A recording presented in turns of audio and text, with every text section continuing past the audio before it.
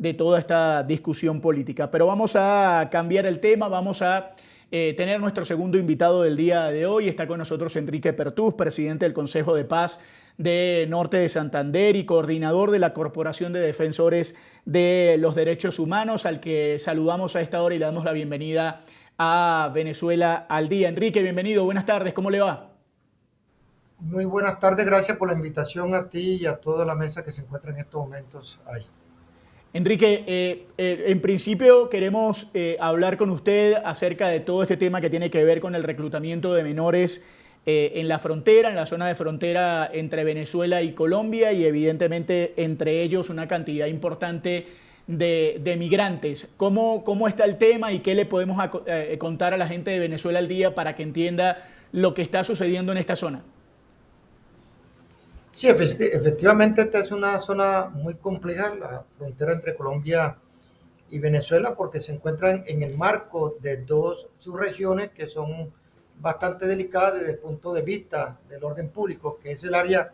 metropolitana de Cúcuta y lo que es la subregión del Catatumbo. Cuando se habla de reclutamiento forzado, pues aquí las organizaciones,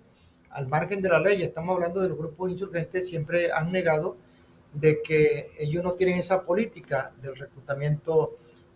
forzado. Esta es una frontera muy viva, donde hay alrededor de unas 25 organizaciones al margen de la ley, entre grupos insurgentes, grupos de la guerrilla, grupos paramilitares y unas organizaciones de banda muy poderosos. Y ese reclutamiento que se da muchas veces está en conectividad con otro tipo de delitos, como la trata de personas, lo que tiene que ver con la esclavitud sexual, el tráfico de órganos y en algunos casos, por ejemplo, cuando son de parte de organizaciones que no son insurgentes, tiene que ver con ese reclutamiento para que hagan parte de esas estructuras. El caso, por ejemplo, de las autodefensas gaitanistas de Colombia y de algunas otras organizaciones que son muy poderosas acá, como lo que tiene que ver, por ejemplo, con la línea, con los AK-47, lo que tiene que ver, por ejemplo, con estructuras que tienen que ver con la organización de alias Porra, bueno, con todo un sinnúmero de organizaciones que de una u otra forma, pues en la frontera tienen mucho control y dominio. Sí, en esa medida, Enrique, digamos, dice la ONU que recientemente hizo esta visita y emitió esa alerta sobre el aumento de reclutamiento de menores, que el 23% de los migrantes que, o mejor, de las personas o de los menores que identificaron como que habían sido reclutados y engañados por esos grupos ilegales eran migrantes. ¿Ustedes qué siguen identificando, digamos, a la hora de recibir estas denuncias, de hacer ese monitoreo? Y hay una preocupación porque tiene que ver con las redes sociales que se están convirtiendo en el arma de los grupos ilegales para engañar a estos niños. Mira, efectivamente, pues nosotros sabemos que parte de estas estructuras hacen parte muchos hermanos de la República Bolivariana de Venezuela y que hoy pues hacen parte de no solamente de las estructuras delincuenciales y comunes, sino que hacen también parte de las estructuras armadas en el caso de la insurgencia. Y frente a esto también hay mucha confusión que le mandan los medios de comunicación en el sentido de que se les paga a estos menores para que hagan parte de esta estructura. El día pasado, en esa guerra que tiene el Ejército de Liberación Nacional y la disidencia de la FARC, salieron unos 3 muchachos, por ejemplo, con nacionalidad venezolana, diciendo de que se habían entregado a las fuerzas militares, que el Ejército de Liberación Nacional les pagaba 2 millones de pesos mensuales para que hicieran parte de esta estructura. Eso, la verdad es que eso deja muchas dudas y se trata muchas veces por parte del gobierno de enviar ese mensaje para justificar que efectivamente aquí lo que hay es reclutamiento forzado. Hoy hay que decir de que algunas estructuras sí les tienen una especie de un salario mensual, en el caso, por ejemplo, de los gaitanistas, en el caso, por ejemplo, de las otras estructuras criminales como los AK-47, los de la línea, el Tren de Aragua, que tiene mucha presencia ahí, donde el componente de estas estructuras lo saca 47 y el Tren de Aragua en un 95%, pues tienen la nacionalidad venezolana, pero que se mueven aquí en toda la frontera y que es de conocimiento público que ya no solamente se mueven en la frontera, sino se mueven hacia el interior del país y que hoy también se están moviendo en el contexto latinoamericano. Pero en datos de reclutamiento, cifras, la verdad es que aquí no se manejan cifras. En el caso de la subregión del Catatumbo, donde se presentan estos casos, pues las familias no denuncian. Además, porque para las organizaciones insurgentes, en la constitución nuestra, si es menor de edad hasta los 18 años, 17 años, 364 días, son menores de edad, ¿sí? Para la guerrilla, el menor de edad aquí no está en esa edad. Es decir, para la guerrilla, un menor de edad está de los 14 años hacia abajo. Después de los 14 años, pues ellos no lo consideran menor de edad y en el devenir de ellos no se puede señalar de que son reclutamientos forzados cuando estos muchachos toman la decisión de irse para esta organización armada. Sí, en base a eso justamente es último que dice de que estos muchachos toman la decisión de irse. ¿Estos grupos qué les ofrecen? O ellos creen que están allí y qué beneficio pueden tener si es realmente así de que no los obligan, como dicen estos grupos.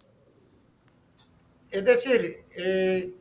pues uno sabe de que por la misma complejidad y la misma situación, por ejemplo, si tú vas a la subregión del Catatumbo, ves una mano de obra vinculado de migrantes en todo lo que tiene que ver con el procesamiento, por ejemplo, de la coca, ¿sí? Trabajan de raspachines, trabajan en los laboratorios, etcétera, etcétera. Esa es una mano de obra que está ahí, pero la mayoría de estos laboratorios se encuentran en manos de los grupos insurgentes, que son los que controlan el comercio de la misma. Y de ahí, de estar vinculado laboralmente en los laboratorios como raspachines, a ser parte de una estructura, pues lo que hay es un paso, porque la impresión que se tiene en estas regiones del control, que tienen el control territorial, poblacional, económico, social, por parte de estas organizaciones insurgentes, que de una u otra forma pues son la autoridad en el territorio y no es el gobierno, muchas veces inclusive es una tentación y un llamativo, no solamente para las personas de nacionalidad venezolana, sino inclusive para los habitantes de nacionalidad colombiana, porque el solo hecho de cargar el fusil, el uniforme, tener mando, pues esto de una u otra forma, las tres comidas, la dormida, de una u otra forma, esto genera una tentación para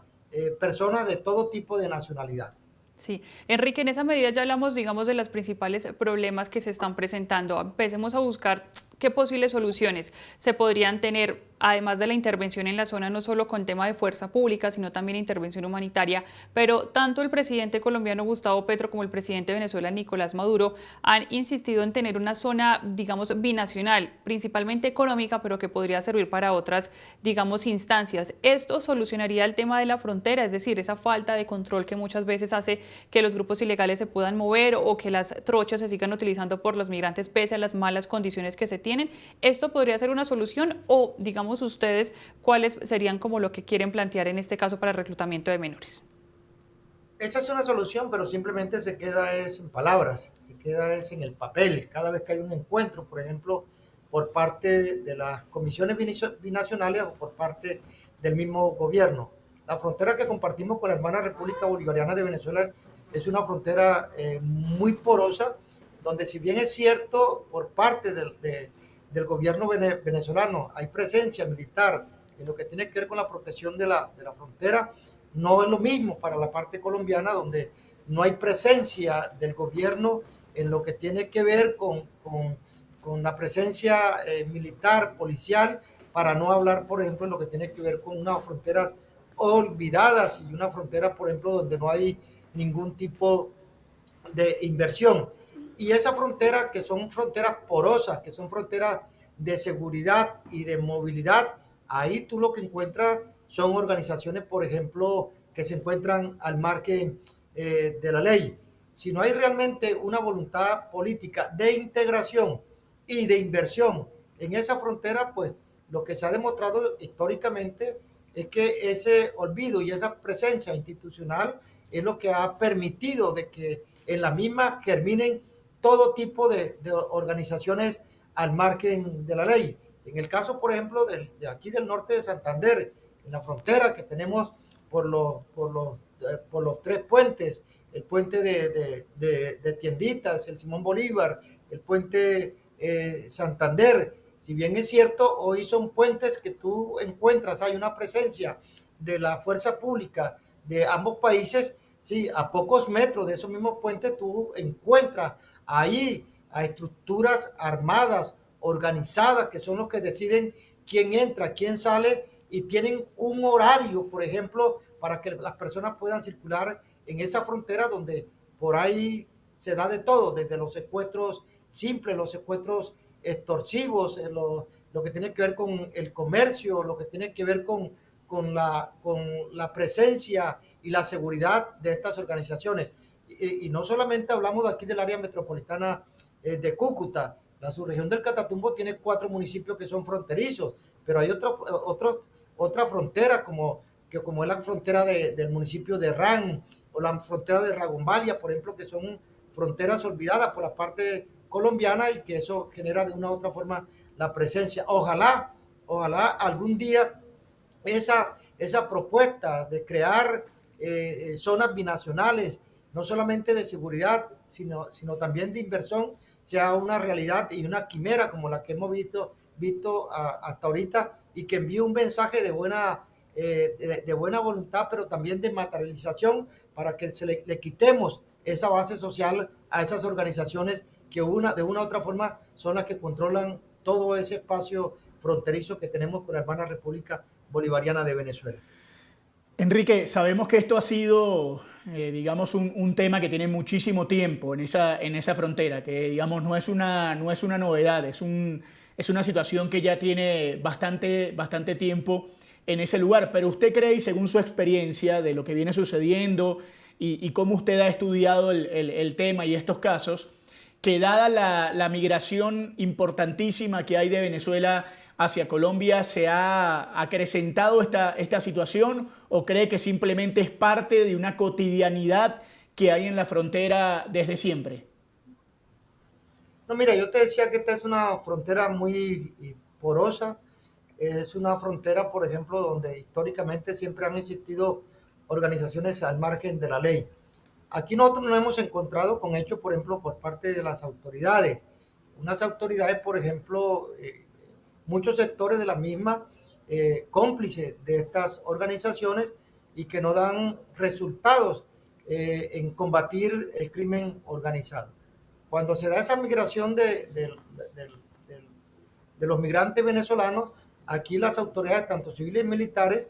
intentaron responsabilizar del orden público a esa migración, cuando eso no es cierto. Sí, los índices han subido, por ejemplo, por la situación que se ha generado, pero históricamente esta frontera ha sido compleja en todo lo que tiene que ver con esa situación de las dinámicas de violencia y con esas dinámicas, por ejemplo, del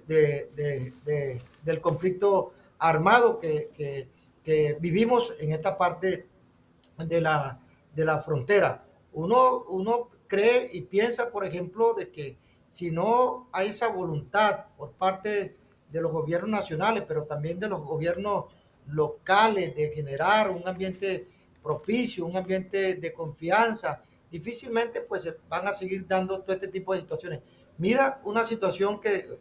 nos preocupa a nosotros, por ejemplo, el año pasado, en el año 2024, se desaparecieron aquí en este departamento 154 personas. De esas 154 personas, 109 personas aquí en Cúcuta, ¿sí? Y la gran mayoría de esas personas que se desaparecen son de la hermana República Bolivariana de Venezuela, que se les pierde el rastro. Y uno terminamos conectando eso, por ejemplo, primero con lo que se llama, entre comillas, reclutamiento forzado. Segundo, por ejemplo, con la trata de personas. Tercero, con la venta de órganos.